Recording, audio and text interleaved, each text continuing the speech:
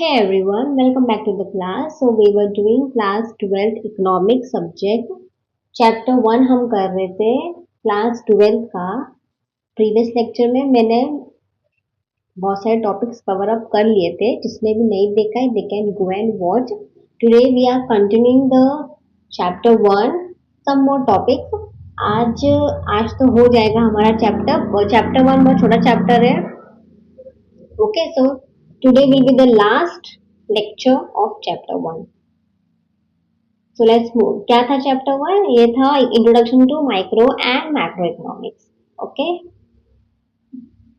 हाँ हम थे विगॉन. हमने फीचर्स ऑफ मैक्रो इकोनॉमिक्स तक कंप्लीट कर लिया था. कहाँ तक गया था? फीचर्स तक गया था. And today we are going to continue with importance of macro economics. ये हम आज इम्पोर्टेंस पढ़ेंगे, आज डिफरेंस, इनका डिफरेंस बिटवीन पढ़ेंगे. Then we will wind up to the lecture. Okay, जिसने भी प्रीवियस के वीडियोस नहीं देखे, लेक्चर्स नहीं देखे, they can go and watch it out. आपको आगे कंसेप्ट भी समझ जाएंगे. So let's begin the class of today from importance of macro economics. Importance of macro economics. First one, functioning of an economy. First point बोला है functioning of an economy. Macro economics, एक second. Okay. Macroeconomics analysis gives us an idea of the functioning of an economic system. It helps us to understand the behavior pattern of aggregate variables in a large and complex economic system. क्या बोला है? पहला importance बताया, macro economics का पहला importance बताया है functioning of an economy, यानी अर्थव्यवस्था कैसे काम करती है. ओके, मैक्रोइकोनॉमिक्स हमें समझाती है कि पूरे देश की अर्थव्यवस्था कैसे काम करती है. ये फंक्शनिंग, जैसे देश में रोजगार क्यों बढ़ रहा है या क्यों कम हो रहा है, ये हमें इकोनॉमिक्स बताती है. Second, economic fluctuations. Macroeconomics helps to analyze the causes of fluctuations in income, output and employment and make an attempt to control them or reduce their severity. यानी आर्थिक उतार चढ़ाव. मैक्रोइकोनॉमिक्स हमें ये समझाती है कि महंगाई क्यों बढ़ती है, बेरोजगारी अनएम्प्लॉयमेंट क्यों होता है, आर्थिक मंदी क्यों आती है, और इन सब प्रॉब्लम समस्याओं को कम करने के उपाय भी बताती है. ओके, यानी इकोनॉमिक फ्लक्चुएशन, उतार चढ़ाव लगा रहता है. Next, third point, national income. Study of macroeconomics has brought forward the immense importance of the study of national income and social accounts.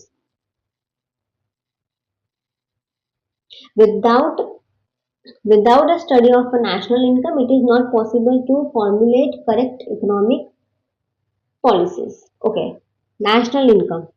Third point, राष्ट्रीय इनकम. नेशनल इनकम, राष्ट्रीय income. Macroeconomics राष्ट्रीय income का study करती है. इससे government यानी सरकार को पता चलता है देश कितना कमा रहा है, लोगों की लाइफ स्तर कैसा है, कौन सी आर्थिक नीतियां बनानी चाहिए. गवर्नमेंट को इन सब के बारे में पता चलता है. Okay, so that is a national income. Fourth point, economic development. Advanced studies in macroeconomics help to understand the problems of developing countries such as poverty, inequalities of income and wealth, differences in the standard of living of the people, etc. It suggests important steps to achieve economic development. Okay, economic development के बारे में बोला है. Fourth point, आर्थिक विकास. Macroeconomics देश के विकास में मदद करती है. देश का विकास होता है, डेवलपमेंट होता है, उसमें मदद करती है. ये बताती है कि गरीबी कैसे कम करे, बेरोजगारी कैसे घटाए, लोगों का जीवन लाइफ कैसे सुधारे. जैसे फॉर एग्जाम्पल, अगर गवर्नमेंट एजुकेशन में, हेल्थ में और अदर बिजनेसेस में निवेश करे तो देश का विकास होगा और लोगों का जीवन बेहतर होगा। तो ये यहाँ बताया बोला है इकोनॉमिक डेवलपमेंट में। Next, fifth point, performance of an economy. Macroeconomics help us to analyze the performance of an economy. National income (NI) estimates are used to measure the performance of an economy over time by comparing the production of goods and services in one period with that of the other period. Okay, performance of economy बोला है, मतलब macroeconomics हमें बताती है कि देश की अर्थव्यवस्था अच्छा काम कर रही है या नहीं, अच्छा परफॉर्म कर रही है या नहीं। यह हमें जानने के लिए यह जानने के लिए नेशनल इनकम का यूज किया जाता है। जैसे कि अगर भारत की नेशनल इनकम हर साल बढ़ रही है तो इसका मतलब है कि देश की अर्थव्यवस्था आगे बढ़ रही है। ओके, तो ये बोला है performance of an economy. Sixth point, study of macroeconomic variables. To understand the working of the economy, study of macroeconomic variables are important.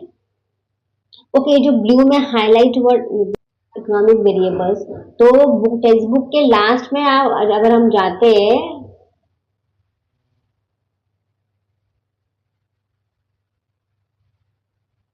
मेरी अभी उस पर नजर गई थी, मैं आप लोगों को बताना भूल गई थी।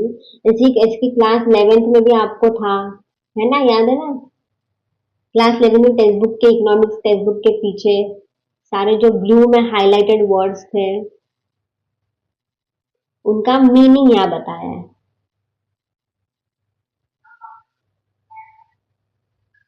सो हमें दो दिखा था ना, दो क्या था वो, एक तो social,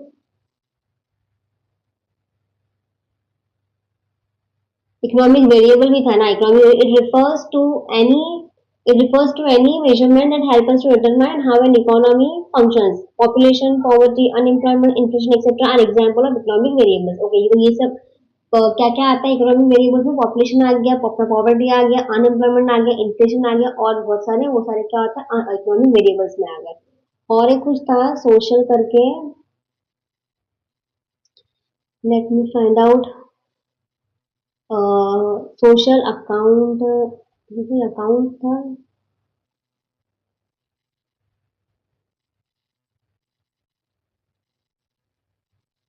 okay let it be, आप लोग देख लेना। ओके, अभी वो सामने आया ना हाईलाइटेड वर्ड तो मुझे पता चला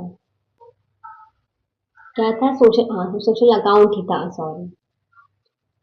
आप लोग रीड आउट करते हो टेक्स्ट बुक तो बुक के एकदम नीचे एकदम बैक साइड पे आपको मिल जाएगा। ओके, क्या था? Study of macro economic variables. Macro economic variables का स्टडी करना। इकोनॉमिक वेरिएबल्स वे चीजें हैं जो अर्थव्यवस्था की स्थिति बताती है। इकोनॉमिक वेरिएबल क्या था? हमने लास्ट पर अभी जस्ट पढ़ा था, उन सब की उन सब की सिचुएशन बताती है, जैसे नेशनल इनकम, एम्प्लॉयमेंट, आउटपुट यानी उत्पादन, जनरल प्राइस लेवल। मैक्रोइकोनॉमिक्स इन सभी का स्टडी करती है। अगर देश में बेरोजगारी बढ़ रही है तो मैक्रोइकोनॉमिक्स इसके कारण और समाधान खोजती है। ओके, तो ये था study of macroeconomic variables. And the last 7 point, level of employment. Macroeconomics help to analyze the general price level of employment and output in an economy. Okay, level of employment. Macroeconomics ये study करती है कि देश में कितने लोगों को रोजगार मिला है, बेरोजगारी क्यों बढ़ रही है या घट रही है। लेट्स से फॉर एग्जाम्पल, अगर नई फैक्ट्रियां खुलेगी तो ज्यादा लोगों को नौकरी मिलेगी, जॉब मिलेगी, इससे रोजगार बढ़ेगा। ओके, तो ये है लेवल ऑफ एम्प्लॉयमेंट। तो ये था आपके इम्पोर्टेंस ऑफ मैक्रो इकोनॉमी, जिसमें हमने क्या क्या पढ़ा, हमने पढ़ा functioning of an economy, economic fluctuations, national income, economic development, performance of an economy, study of macro economic variables and level of employment. Let's move on to further. You should know microeconomics and macroeconomics at a glance. At a glance यानी the difference between बताया micro और macro का, एक बार read out कर लेते हैं। Basis of comparison, क्या क्या बेसिस है, अभी आप 11th 12th के लेवल पे आप ऐसे ऐसे करोगे, डिफरेंस बिटवीन ऐसे होता है। Basis of comparison micro macro, पहला बताया meaning, then tools, then scope, importance, theory and examples. Meaning, macroeconomic studies the behavior of individual unit of an economy. Macroeconomic studies the behavior of aggregate of the economy as a whole. Yes, पूरा chapter में हमने वही पढ़ा। Micro macro, micro means individual, macro means whole, right. Tools, individual demand and individual supply, aggregate demand and aggregate supply. Of course in macro individual level पे study किया जाता है, aggregate whole national level पे study किया जाता है। Scope of micro, demand supply, production pricing, factor pricing, production consumption, economic welfare etcetera. और macro में national income, general price level, employment, money etcetera. Importance of micro, price, अभी हमें importance भी पढ़ा है ना, इंपॉर्टेंस भी पढ़ा है इस चैप्टर में, हमने फीचर्स भी पढ़ा है, इंपॉर्टेंस भी पढ़ा। Price determination, model building, business decision etcetera. In macro, economic fluctuation, study of national income, economic development, etc. Theory of micro, price theory, and for macro, income and employment theory. Example for micro, individual income, individual input or output, etc. And for macro, example, national income, national output, etc. So simple, बस read out करके आप अपना कुछ समझ जाता है इन micro और मैक्रो का डिफरेंस हमें, है ना। सो क्या समझा हमें at a glance of micro and macro economics में। माइक्रो इक्वल्स इंडिविजुअल छोटा, एक व्यक्ति, एक परिवार, एक कंपनी, एक चीज, एक वस्तु। And macro equals to whole economy, बड़ा, पूरा देश, national income, employment, inflation, economic growth. Short में आप लोग को बता देती हूँ। पहला माइक्रो इकोनॉमिक्स, माइक्रो में क्या था, छोटे छोटे भाग, इंडिविजुअल यूनिट्स का स्टडी करती है। एक उत्पादन, एक कंपनी पर ध्यान देती है। प्राइस थियरी कहलाती है, डिमांड और सप्लाई का अध्ययन या स्टडी करती है।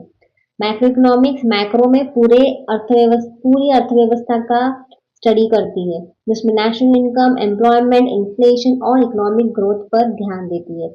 इनकम एंड एम्प्लॉयमेंट थ्योरी कहलाती है। माइक्रो क्या कहलाती है, प्राइस थियरी। मैक्रो क्या कहलाती है, income and employment theory. Aggregate demand and और एग्रीगेट सप्लाई का स्टडी करती है, किसमें, मैक्रो में।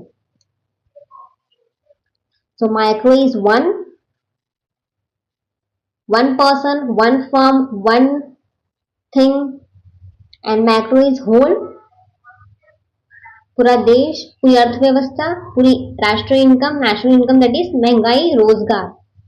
तो पूरा चैप्टर 1 का, एक पूरा चैप्टर 1 का थोड़ा सा रिवीजन था। Okay,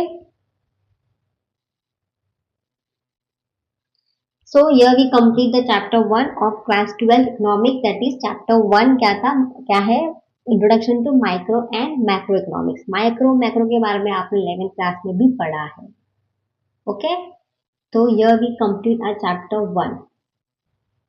In the next lecture, I will be doing the exercise part of this chapter. Okay, so we will stop over here.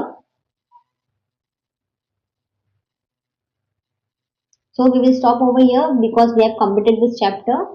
Next class we will be doing the exercise part. जिसने भी मेरा previous का videos नहीं देखा है, previous के lectures नहीं देखे, they can go and watch it out. आपको सब कंसेप्ट समझ जाएंगे। वीडियो थोड़ा सा भी हेल्पफुल लगा हो, वैल्यूएबल लगा हो, तो लाइक, शेयर और कमेंट जरूर करके जाना। And for more such video you can subscribe to my channel. If you have any doubt regarding anything, you can freely ask me in the comment section.